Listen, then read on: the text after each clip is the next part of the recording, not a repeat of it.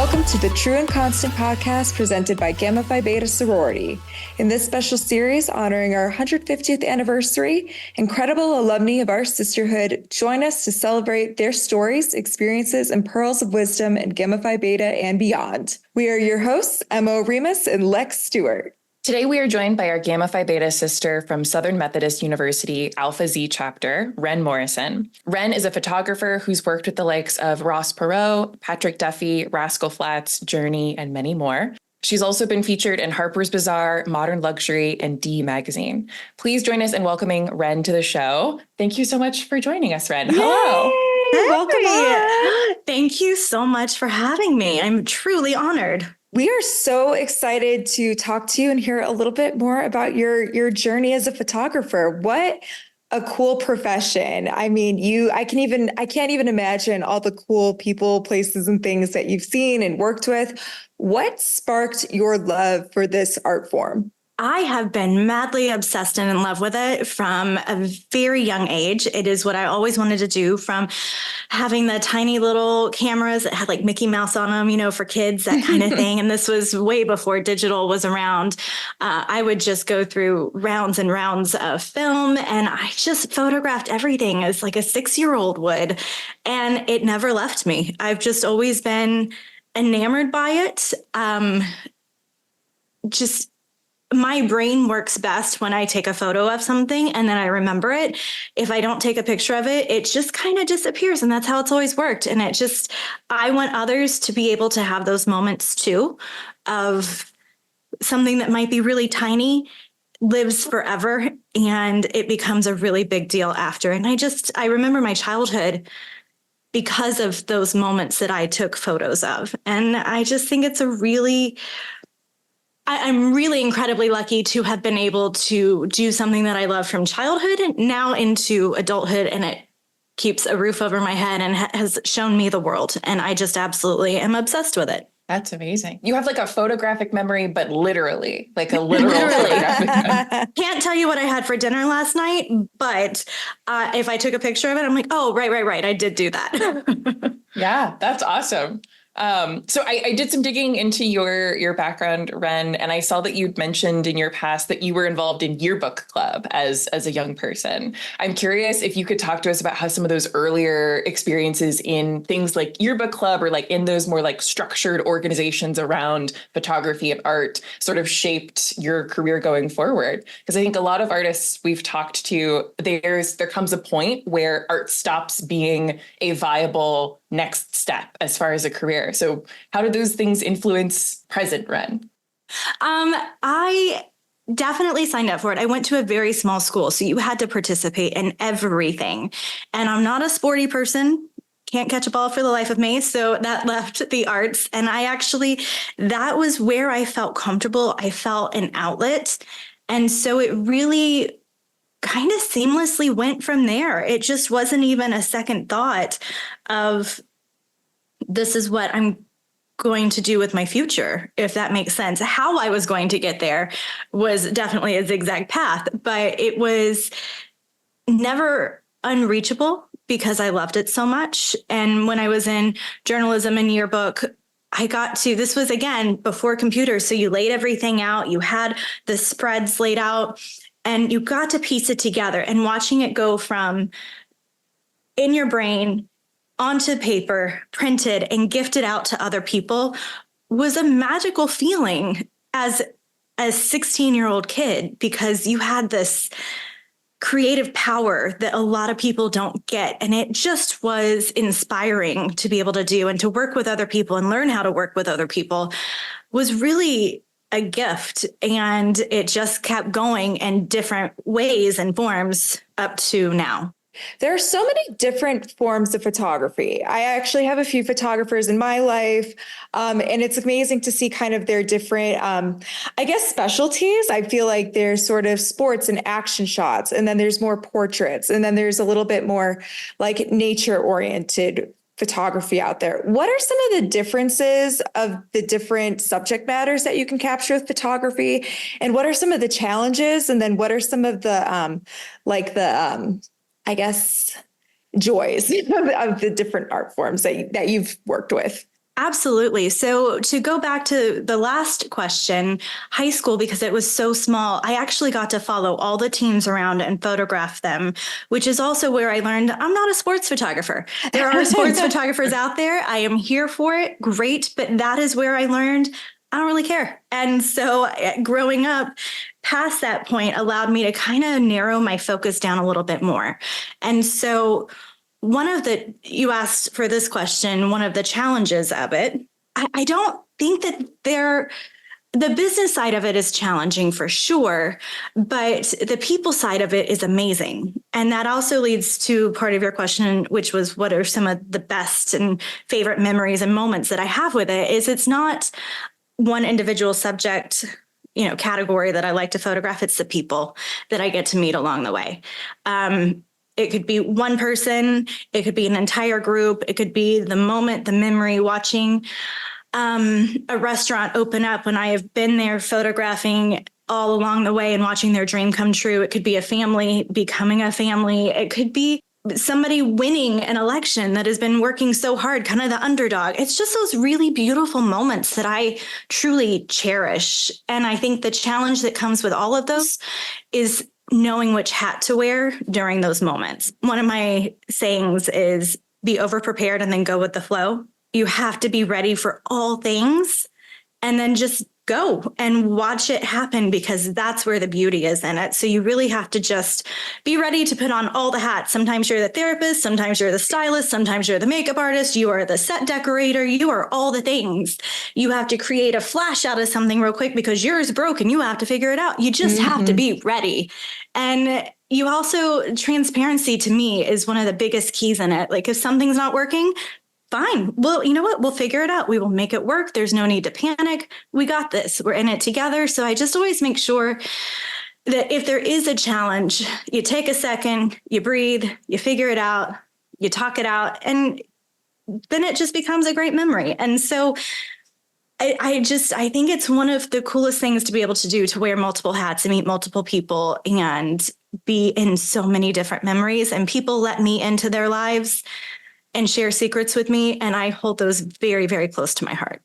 I love that. That is like such a great encapsulation of like, you're prepared for the worst. You're like prepping, you have what you need in your bag or whatever, but also like stuff's going to happen. It's going to rain. You might like have to contend with weather or technical difficulties. Right. I love that. That's great. It's absolutely something that I take with me daily in all aspects of life. Something's gonna go wrong, but how you handle it says everything. I'm prepared for it to go wrong. And you know what? Let's figure it out together. I've seen so many things go wrong. When I first began working professionally as an adult in photography, I worked alongside a wedding photographer, and we photographed about 250 weddings, which it's a lot of weddings. But through all of that, I saw it all. We had heart attacks at weddings. The wedding cake went to the wrong wedding, and that wedding got a 50th anniversary cake. The wedding dress broke. The car didn't start. Literally all the things. The minister didn't show up. Okay, well, you know what? Somebody can get ordained online. It's all about just figuring it out and making it work. And nothing surprises me anymore. And I think that that's kind of cool that nothing does, because my brain automatically goes to, how can we solve this? And so just over prepare, and then you go with the flow and we'll figure it out. Yeah. When I was in grad school, I had an advisor who used to say everything is figure outable. And that like feels like a sister phrase to this of like 100%. We'll figure it out. Yeah, we got it. I have people ask me questions a lot like, oh, what do you want to do with this?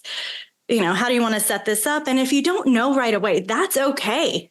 Sometimes you can say an answer, and then after you've had a minute to think about it, you're like, you know what? Actually, I want to go this route instead. It's all figure outable, and I'm here for it. And we just work through it all together. Yeah, I can imagine that there's a lot of pressure with that sometimes, especially when you're working with some of the more high profile clients, which you absolutely have such an amazing catalog of. How did those opportunities arise for you? Some of those like bigger name or more public figured individuals. And what are some of your favorite memories of those different shoots? So I love that question. It's kind of a multi-dimensional question. Honestly, a lot of the beginning of it came from the connections I made from Gamma Phi Beta, from Alpha Z, from my sisters. And it happened after graduation. We're all going into our own professional careers. And one of my sisters, who actually to this day is 21 years later, still one of my all-time best friends. And I'm forever grateful to Alpha Z for that. She was working in marketing, and they had a big politician coming in. They needed a photographer for it. Hi, I'm here. And that's how that whole political side got started. I have photographed numerous births in the hospital. Births, people ask me, do you do this? And I said yes. And then I went and figured out how to do it later. And now I've done so many births and watch humans come into this world and take their first breath. And it's been absolutely incredible. So it really was all due to networking and showing up. That is one of my forever favorite things. I don't care if you show up in pajamas, just show up. We'll figure it out. And that's pretty much how that happened, is just through networking, through sisterhood, and through the trust and the bond that you have with others. They trusted that I could do it. I got it done, and I kept being asked back. And because of that, the domino effect that occurred, that's how that happened. Yeah, that's pretty cool. I feel like the fake it till you make it idea, and sort of just going forward and being like, you know what, like, I'm just going to do this. And kind of, it's like, learning how to ride a bicycle. You just kind of like start off maybe like a little wobbly, and then you just find your balance and you just do it. So what were some of your favorite memories working with these different clients? These like Rascal Flats, for example, like, wow, what an amazing opportunity. And that was at a charity event, and it just kind of happened. And when you have a big camera, you can just kind of work your way into things. And I did. And that's how I photographed my first big concert. And then I got picked up to go on tour to continue doing it, because you look like you have authority. And I didn't. I just showed up and kept moving forward, and I never got kicked out. And so then I just kept working there. And then years and years later, I had gone on tour with numerous musicians, et cetera. And officially, not as like a stalker. Thank you for clarifying. Officially, yeah, just to clarify, officially, you can just picture me in my car behind a tour bus. Oh my gosh, you're here too. No, I officially was invited to be a part of it and got to go on tour with numerous bands and musicians, and just watching the creativity happen and the comfort that people have with each other in that. And it's just a whole new environment and world. And to be able to participate in that and catch, like when a musician jumps while he's playing the guitar, does this air jump or something, and being able to capture that in 1 second, it just makes you feel alive. And it was just so much fun. That's so cool. I can't even imagine what that was like to like be so involved in like the creative group like that. That is very fascinating. Because that's such a historical moment, and like being able to document that forever for their legacy and their fans and the brand that they're creating is pretty powerful. It's so much fun. I absolutely love it. And it's the same thing. I work with a lot of politicians, and you asked, one of my favorite moments, I was working with a former president, and everything that could go wrong on my end went wrong. The flash stopped working. My lens just stopped wanting to work. The button wasn't working. And it was just this immediate sweat that I broke into, because I had been so excited and so like, oh my God, this is going to happen. I'm doing this. Oh my gosh, I'm 1 hour away from working with them, and it's going to be amazing. And then everything went wrong. And again, I was just transparent. I was like, you know what? Why don't we take 5? We need a break. I need to figure this out. You guys just have a minute. And the Secret Service came over to me, and they're like, what's going on? I was like, we're just going to have a minute, guys. It's good. It's good. And then inside my head was like, oh my God, what am I going to do? What am I going to do? And I guess this former president caught on and came over to me and was like, don't worry, we got this. And I was like, oh my God, I love you so much. And I was like, don't show that you're sweating. Be cool, be cool. And so then I kind of got it back up and going, because as I already said, kind of had my backup. I'm always prepared. And so I pulled out my backup camera, got going, and my flash seemed to work every other photo. And he was being so calm, so cool. And the people that we were taking photos of him with at that moment, he just said out loud, "Don't worry, she's got this. Just stay around for a couple more flashes." And just completely showed up for me, this stranger that he did not know. And it was just so kind. And all of a sudden, like, I just wanted to giant bear hug him, but also be, be professional. Sure. And then at the end, he was like, "You want a picture too? Why don't we do it on your phone, not your camera?" I was like, "That's a really great idea." And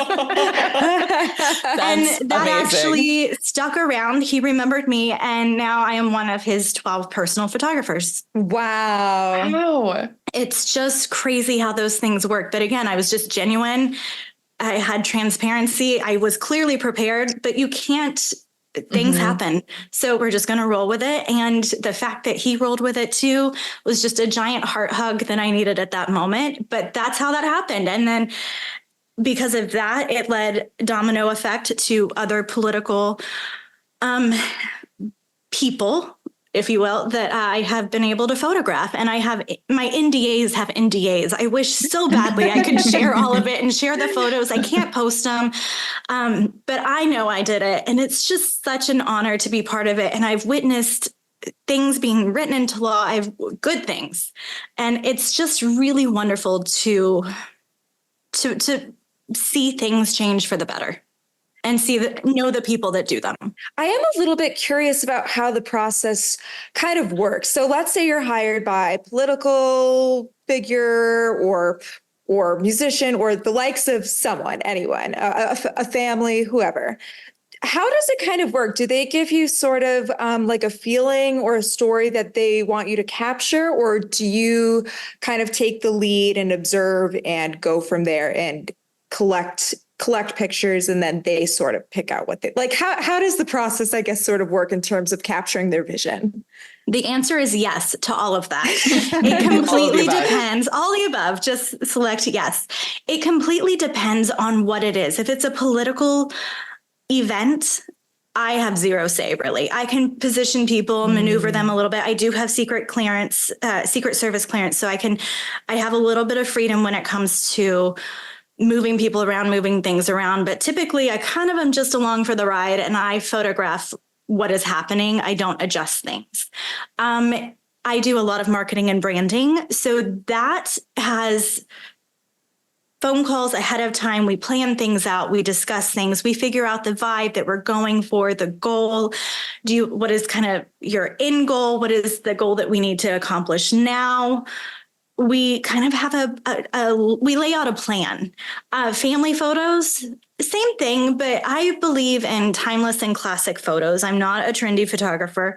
So at this point, I'm now 16 years in to having owned my own business. This is post-wedding photography with the gal that I did the 250 weddings with. So I'm at over 20 years of having done this, but on my own for quite a while now. And I've established a look and a feel and a vibe.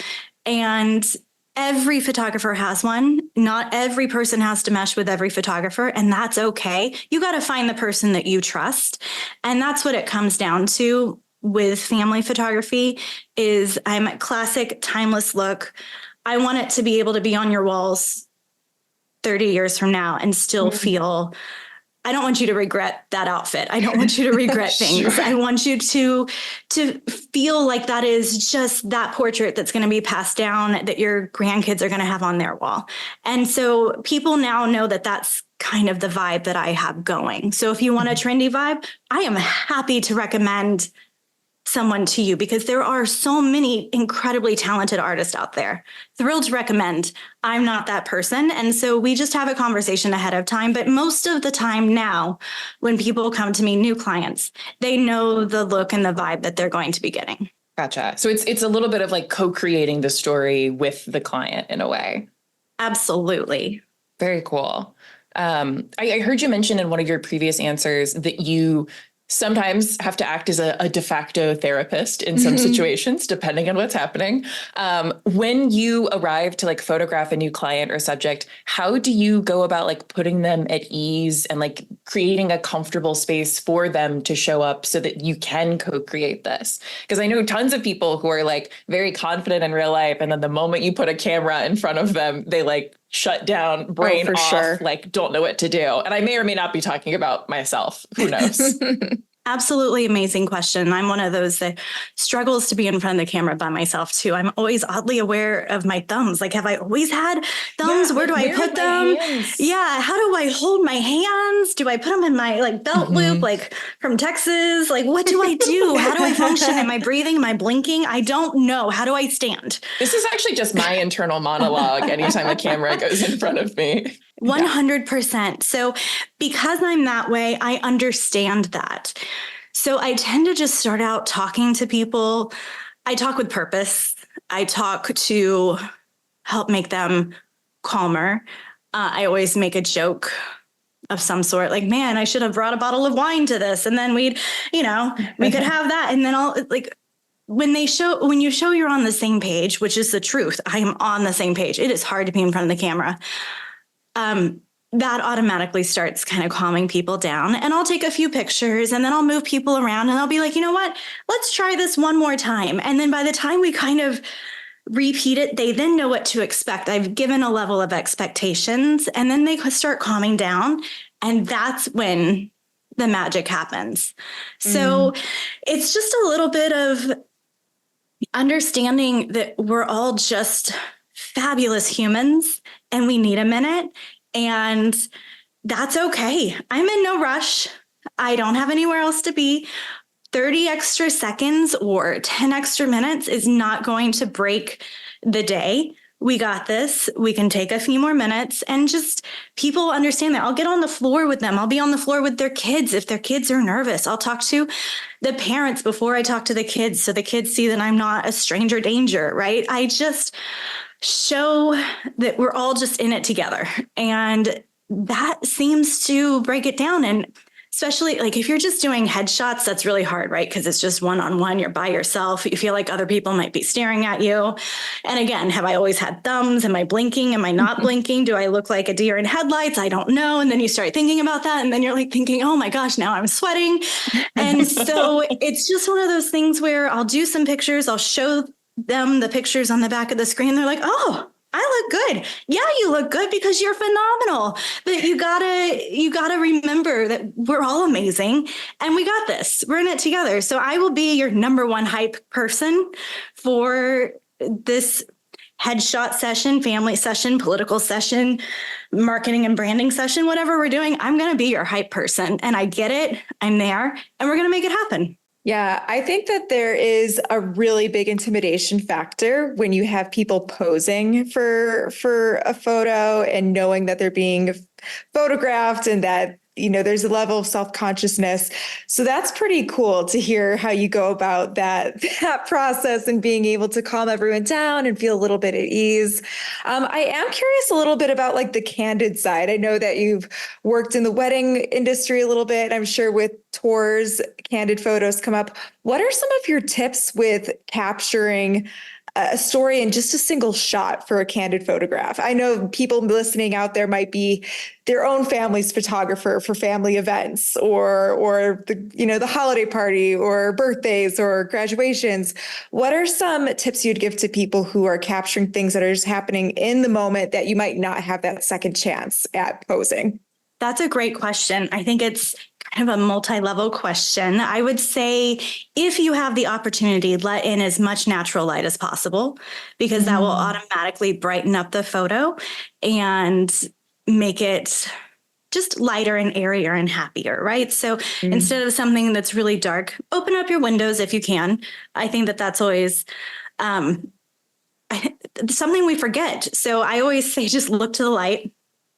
Open up your windows, let it shine. And that's actually a really big tip. But as far as the candid moments go, don't force anything, because if a person's not comfortable, that's going to radiate through the camera. So if the moment's happening if a kid is doing something so cute, don't interrupt. Just sit there and be quiet, because that moment will keep happening. But the second you're like, oh my gosh, look over here. Nope, Right. it's done. Don't. I always say my job is to be visibly invisible. And that is your job, just to document that moment, enjoy it with them, and just have your camera, like even on your cell phone, just turn on the live, right? And then just kind of just click away and you got it. You'll get it, but don't interrupt it. Just let it happen, because that's who people are. But the second you interrupt it, they're going to start thinking, oh, smile, blink, blah, move, thumbs, all those things. Yeah. The moment you do that, you start to think about it. Yeah, you get into their brain and you interrupt that thought wave that they're having, whatever it is. If it's a kid on the floor with their knees and the like ankles crossed in the air and they're playing with blocks, we can all see this vision, right? Let that happen. Maybe get on the floor and play with them, and then take your camera out and take that moment. But don't interrupt them. Don't say, hey, look up here, because then it's just going to be done. So my best advice for getting a candid photo is just be visibly invisible. Let it happen and just get that moment. And if you don't, you don't, but don't try and interrupt it in any way. Don't art direct it. Just let it happen.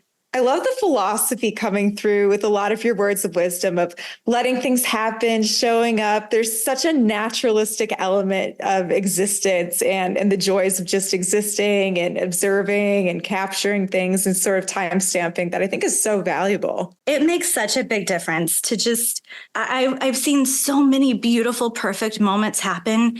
And that I get to be witness to because I just let it happen.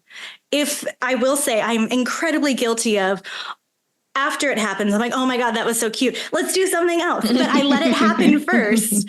And then I was like, okay, well, maybe let's walk over here and try something real quick. You know, I am guilty of that. And it has turned into really great photos after that. But I shut my mouth, I zip it. I don't interrupt that moment. Just let it happen.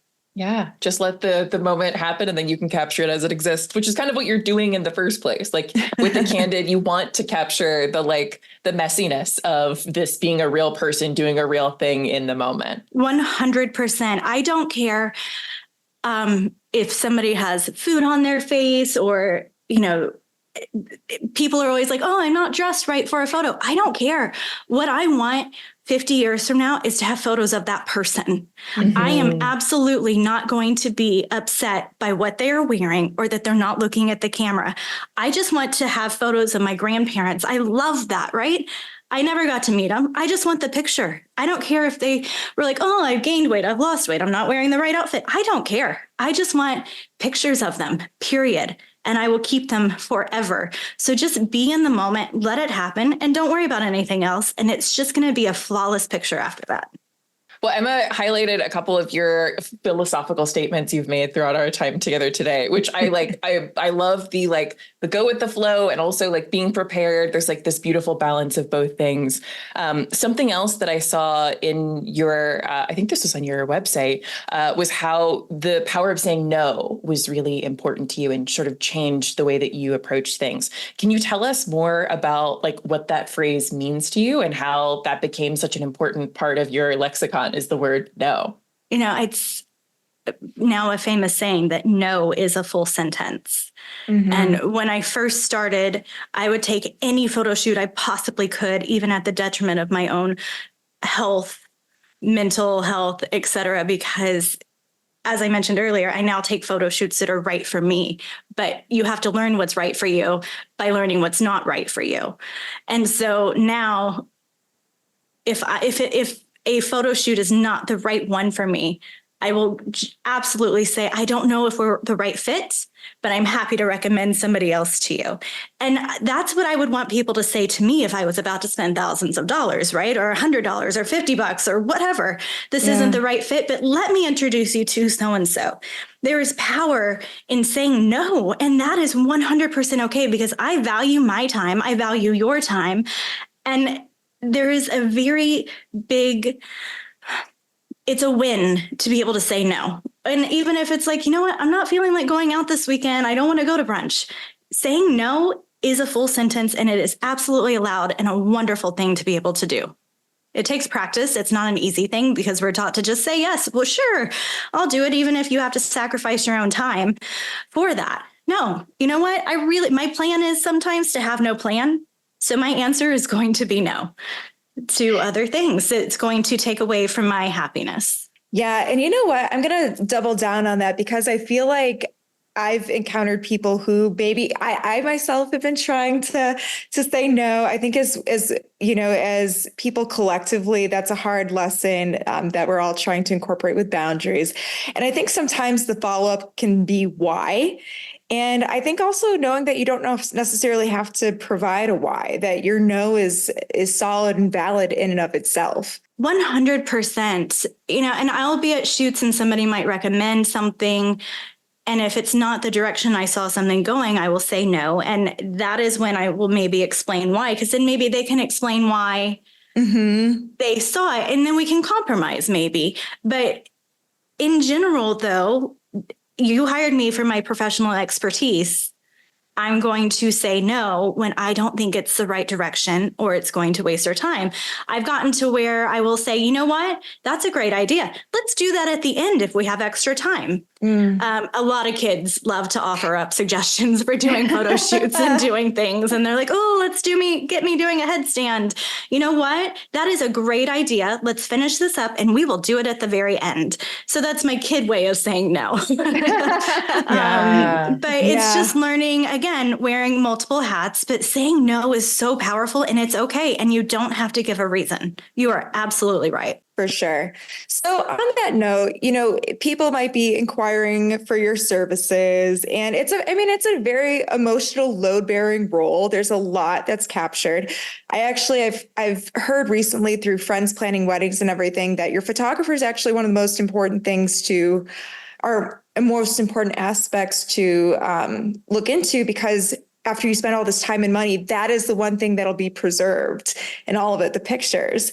And that's for any event, not just necessarily weddings, but any sort of time that you're hiring someone to preserve the history of something. So let's say someone's going to talk to a photographer, hiring them for a certain event situation, what have you. What are some important questions to ask your photographer before making a contract with them for any agreement? Let's say, and I don't do weddings anymore, but let's say this is a wedding because I did do so many of them. And I know so many people are getting married right now, right? We're post-COVID. Let's get married. Let's do all the weddings. And yay. Again, that's where I also say no. Love it for you, but that's going to be a no for me, but I'm thrilled to recommend somebody else. My biggest thing multiple questions that I would put out there would be, how long do you stay with us for our event? Are you with us? Is it an hourly package? Is it 4 hours, 6 hours, unlimited time? What do we get in return after the session? Do we get all of our photos? Do we only get 20 photos? Do we get them on a CD? People still do CDs. Do we get them in an online gallery, a thumb drive? What do we get? Are they edited? Are they not edited? Those are all incredibly important questions. With me, with any session, I have unlimited time. When I did weddings, I absolutely was there with you from what I called makeup to sparklers. I started the morning with you and I ended the day with you. So it was usually about a 12 to 14 hour day. I charged for that, but also those are great moments, right? And so that immediately will categorize different photographers. For me also, in any session that I do, you get all of your photos edited in both color and black and white, because why choose one? They're all amazing and they create a different vibe, right? So you get both and they're all edited and they're all in an online gallery where you can view, share, download it, print at your convenience.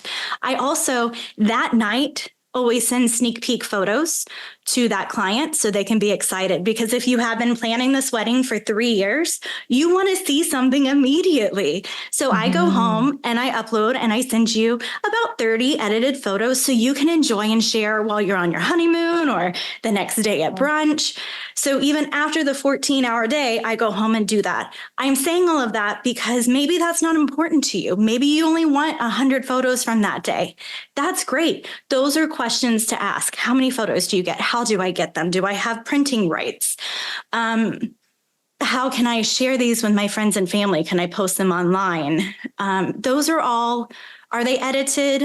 And how many do I get? And how long are you with me? Those are the main questions I would ask. And that pretty much comes down to about any session, whether it's a wedding or an event or marketing and branding. It really comes down to those types of questions that will help narrow down the photographer that's right for you.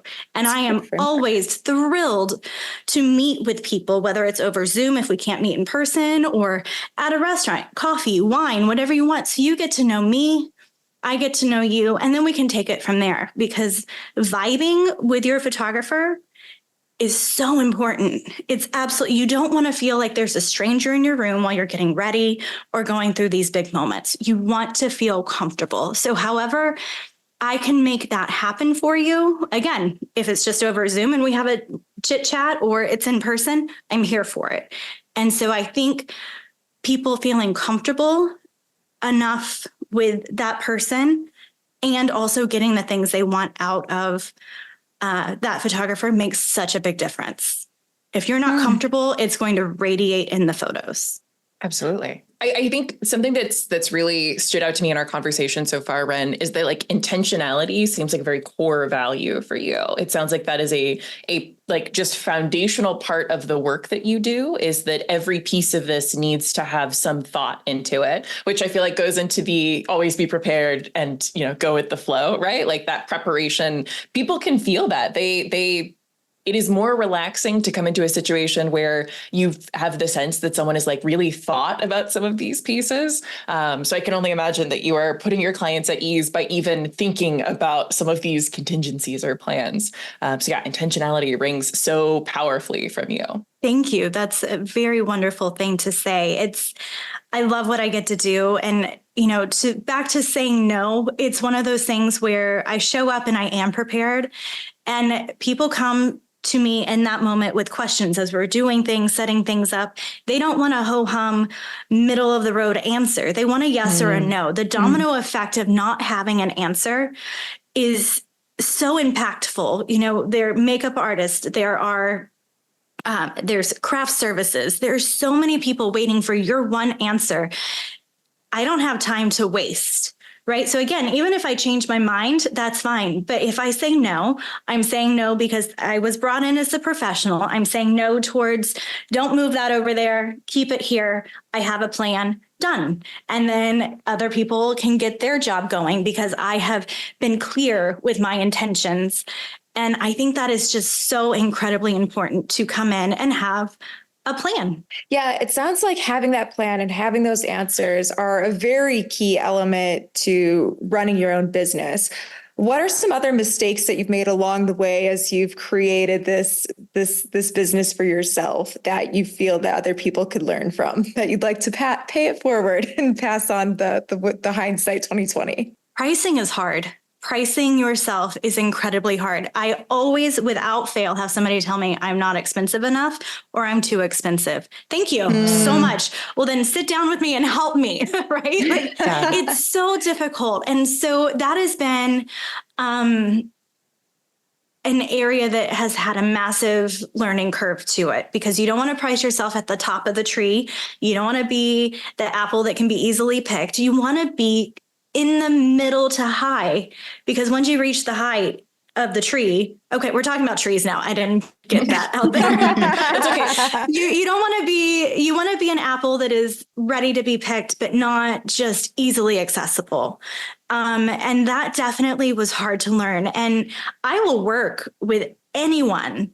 You can pay me. I've had people pay me in dollars before, whatever. You respect me, I respect you. But the second somebody is like, oh, can you do this for this price instead? No, I can't. I've worked really hard to be where I am. I've got the schooling and the experience behind me. I cannot sacrifice my experience to barter. I cannot do that. And that is something that comes up all the time. I don't care if you're new at this or more seasoned at it. It comes up all the time. And it really hurts my heart when people say that. And that again is where I say no, absolutely not. Whereas in the past, I had to learn that because then I did barter. And you know what? It showed. And it's just not something I'm willing to sacrifice now. So somebody's like, oh, that's $1,000. I'll give you 75 and a gift card. Okay, that's going to be a hard no, but it's hard to say no to when you're starting out. So you have to decide what is important to you when you're starting out. And that's where you learn things that you are willing to do and things you're not willing to do. And that's a good learning experience. And there's nothing wrong with that. But now that is where I say no. I think that that's incredible feedback for anyone who is either an entrepreneur or just navigating careers in general. There's a lot of things where you're like, I need the experience, or I need this, or I need that, or I need this to put food on the table. But then there's also the balance of where are my boundaries? And I think I think you're right. There is like sort of feeling it out. Absolutely. I've worked in all aspects. I've cleaned toilets. I've done all the things that I needed to do to work hard and keep a roof over my head in the beginning. And I sacrificed so much and I'm so proud of it. And I wouldn't trade it for anything.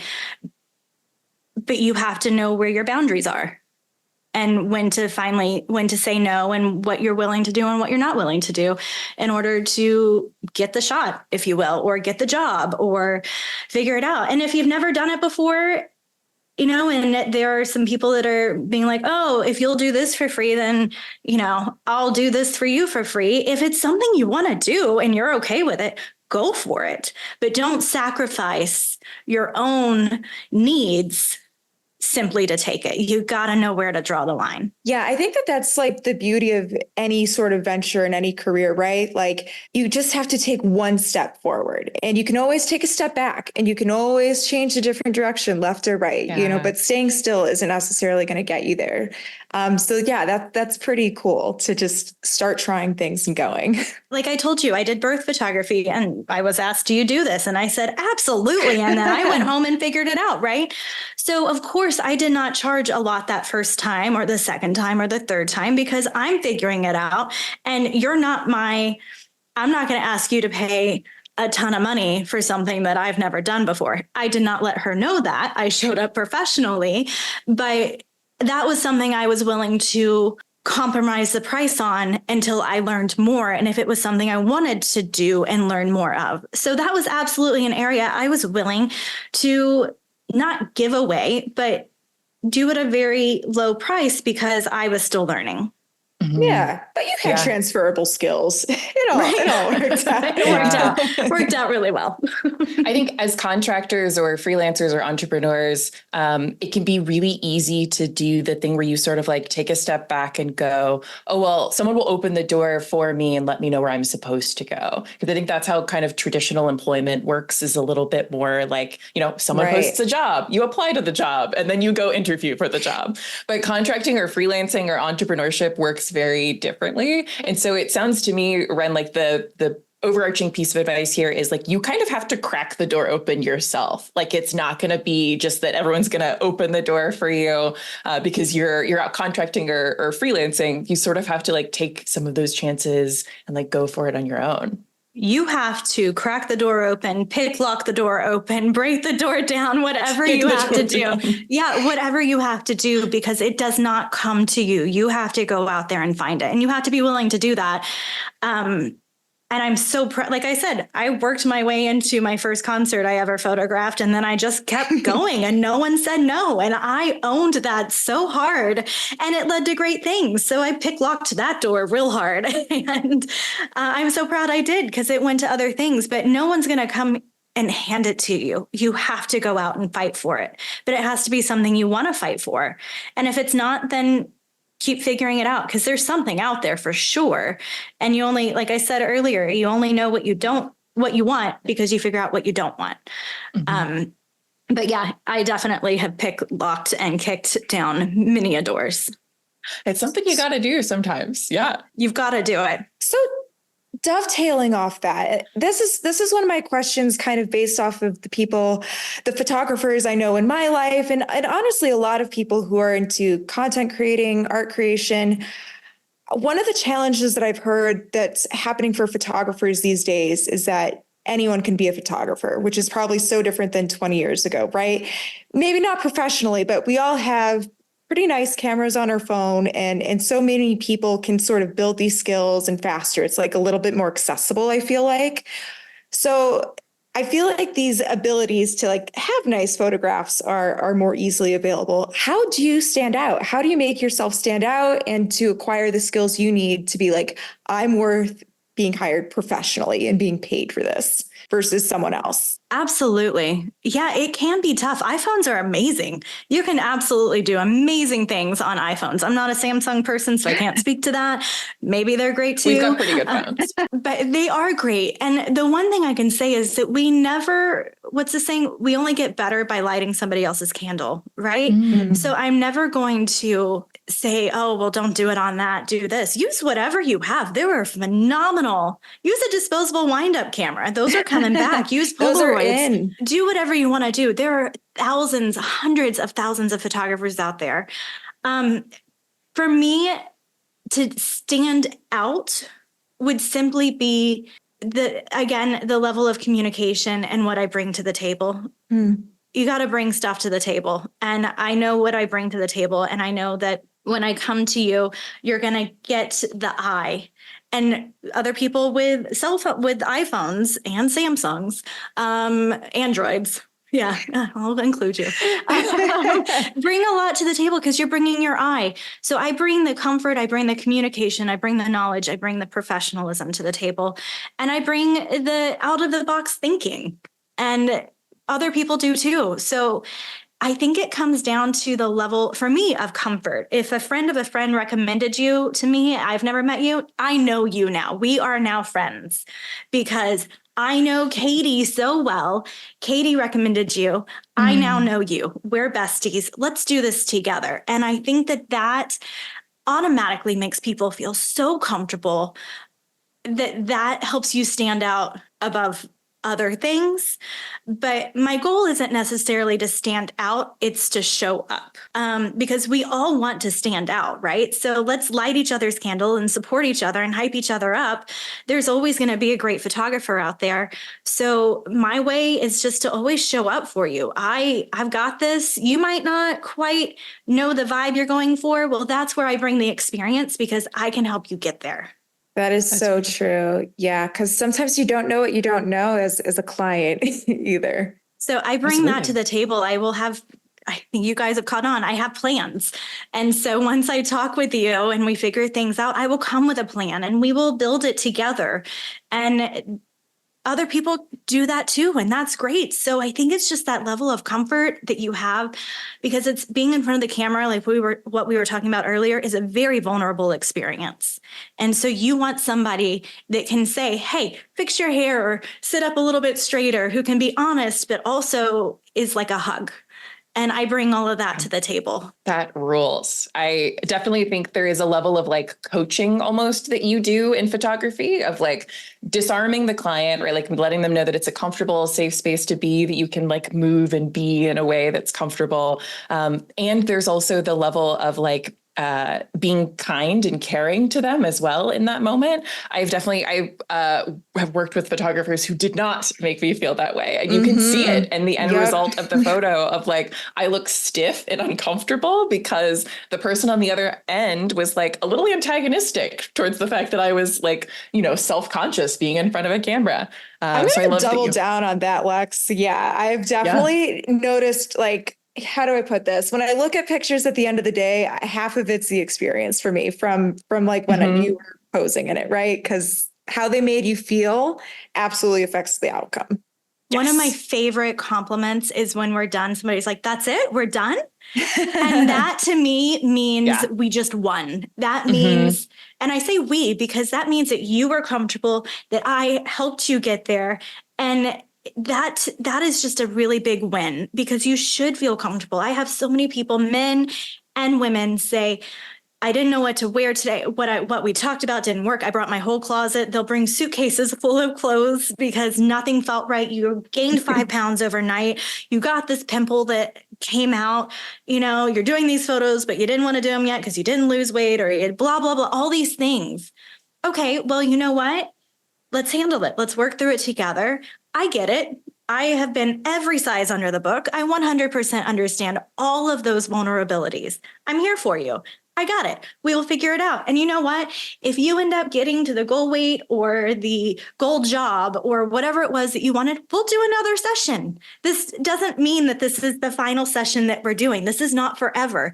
This is for now. And then we'll approach it later on if we need to. And that is absolutely okay. This is not forever. This is for right now.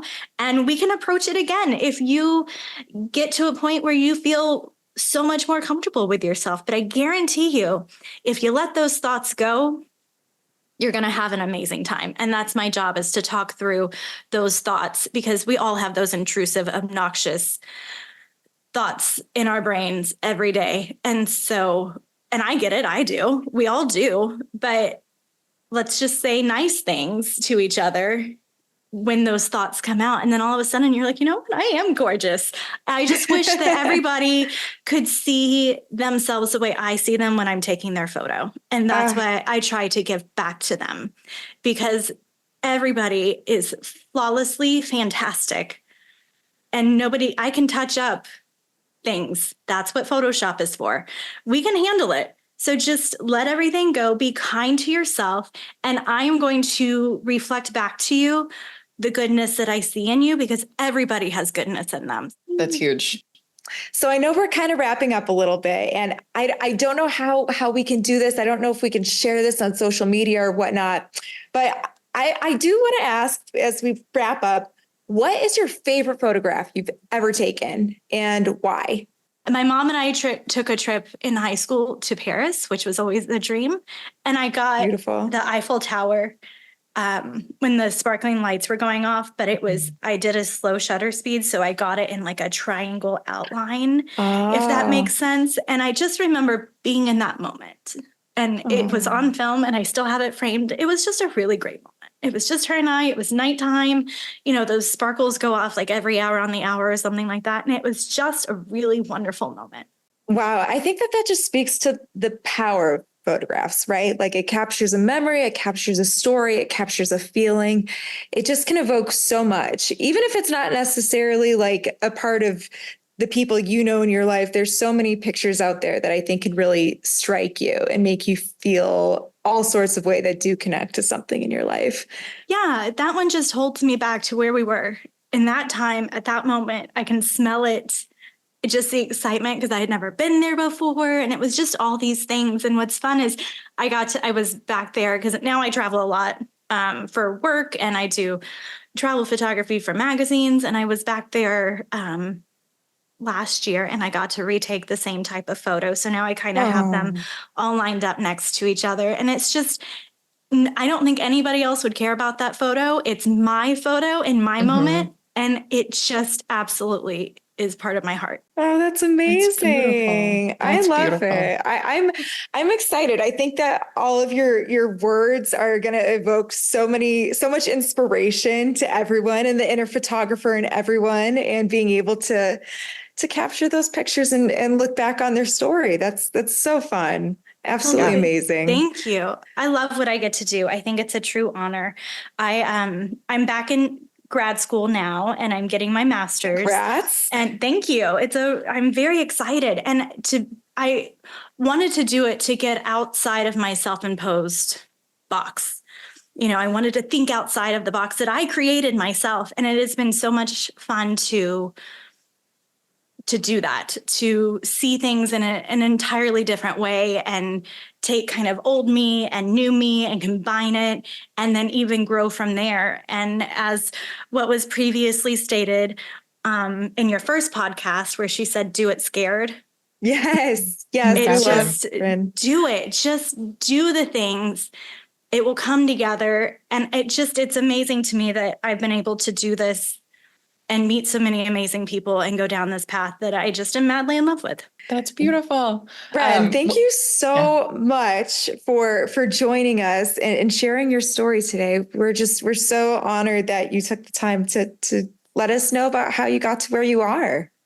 No, it's been a true honor. My Gamma Phi sisters have been so incredibly impactful in my life, so supportive, so loving, that it just, at no point can I look back at where I am today without thanking them. They have been a hand to hold. They've been my hype person. It's just been amazing. And I absolutely wouldn't be where I am without everybody. Well, thank you so much. I'm so glad that your sisters can be the hype person to the hype person. Yes. That's lovely.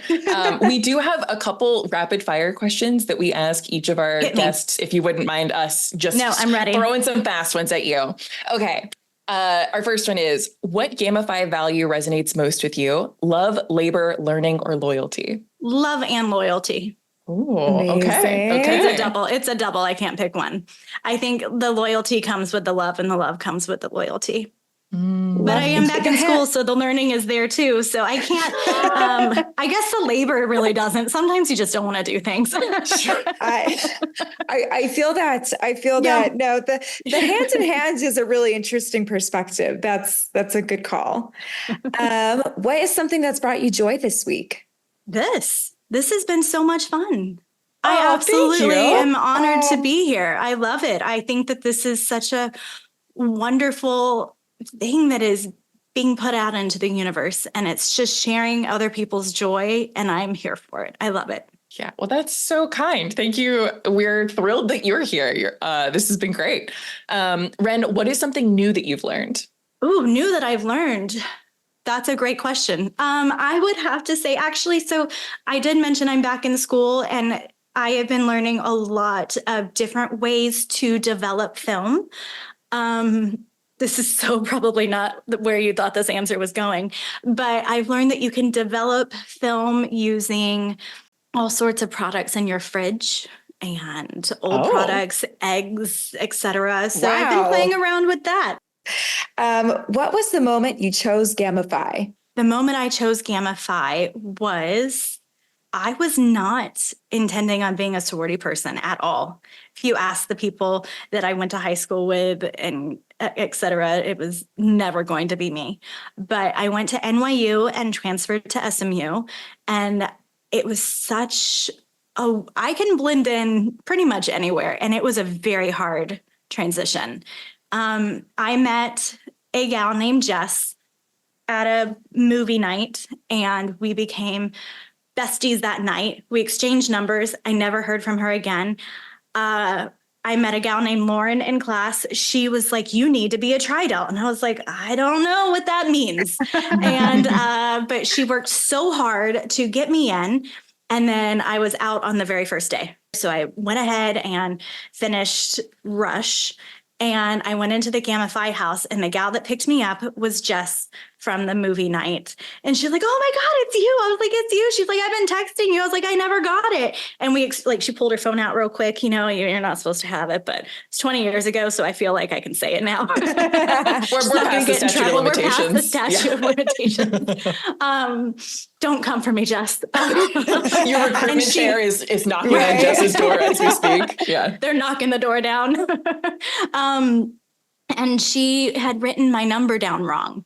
And so all of that, anyways, so I was already like, well, I'm here. I'll just go through Rush, but I wasn't really caring. Right. But then I saw Jess, and then we had a great conversation, and then she introduced me to other people. And that night I became a Gamma Phi in my heart, 100%. I was wearing a formal gown and Converse, and because I was like, This is who I am. Yes. And I was the only one in sneakers. Everybody else was in heels, etc. But I was like, this is who I am. Take me or leave it. And not only did she take me, but they embraced me like I was their family. And that was formal night. And she's now my big. And so if she listens to this, she forever holds a special place in my heart. So, hey, Jess. Oh my gosh. And that was when I became a Gamma Phi was when Jess picked me up at that door after our random meet cute that we had and never talked again. Ren, that is so wild because my bid day buddy, Rachel, who's one of my best friends, I love you, Rachel. When we exchanged phone numbers, she also wrote my number down wrong. And I thought she hated me. And I was like, oh my gosh, she doesn't want anything to do with me. This is so awkward. And we discovered it later. And here we are. It really taught me to repeat the phone numbers. Double check. Let's just have a little double check because we can't have that happen again because that's really funny. But to this day, I'm still in her phone as Converse Ren. Oh my gosh, so funny. That's delightful. We are two peas in a pod, Ren. I also was someone who, like, if you had asked high school Lex, like, would you be in a sorority? The answer, I would have laughed in your face, like, truly laughed. Yes. Yep. And then found Gamma Phi. Here we are. Life-changing. Speaking of a life-changing time for all of us, Ren, what is something you would tell your college self? It's gonna be okay. Amazing. And then our final question, if you could nominate any person in the world for membership to Gamma Phi Beta, who would it be? Oh, that's an excellent question. So years ago in college, it would have been my mom. But actually, when A&M opened up their chapter, I got to initiate her. So she's actually my little. Okay, that's so cool. Oh my God, isn't that fun? So my mom is my little. So that would have been my answer because we were both we were so hardcore anti-sorority, right? Like hilariously so, considering now I was on the Gamma Phi alumni board for 8 years, et cetera. Like I went so hard into it after being so hard not into it. And it was really wonderful to be able to initiate her. This is going to seem a silly answer, but it popped into my head immediately. I think Kelly Clarkson would be a really amazing Gamma Phi Beta. I like it. Yeah. I honestly think Kelly Clarkson and Kristen Chenoweth, man, like we could start a musical, right? Like theater, Gamma Phi trope. Let's do it. I adore her. I love who she is as a human. And you know what? I'm a voracious reader. There are amazing people out there that I could have said as well, but I just think Kelly Clarkson just would be an amazing Gamma Phi Beta. And I think she'd be a great sister.